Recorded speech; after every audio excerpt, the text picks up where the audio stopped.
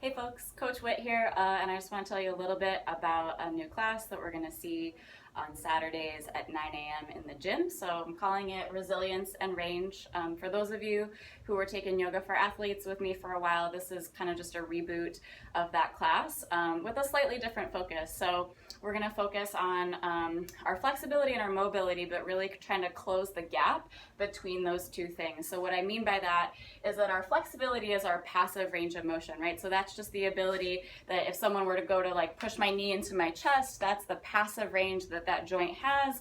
That's sort of like the usable workspace that's there, but it doesn't necessarily mean that I have control over that motion in my joint. That's what we're going to refer to as mobility, right? So our mobility is our active range of motion that we have control over, or it's, again, you could think of it as like our flexibility plus strength and control.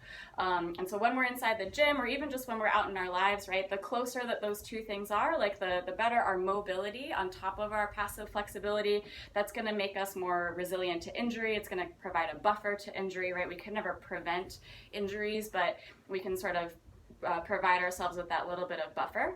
And then we're also going to just work on actually increasing the capacity and the workspace of our joints, right? So the better that our individual joints can move, the better you can imagine a complex movement like a squat or a snatch would be, right? If each of those joints is sort of doing the work that it needs to do as it's involved in that more compound movement. So that's what we'll be up to. We're going to use a variety of different techniques. We're going to use some functional range conditioning techniques.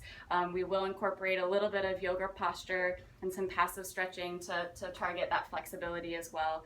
And then we'll also work on some breath work and some mindfulness techniques. And so it'll be a good balance, hopefully, from the more high intensity work that we're doing together downstairs in the gym. So again, Saturdays at 9 a.m. You can check out all the information below for a little bit more detail, and I hope to see you there. Thanks.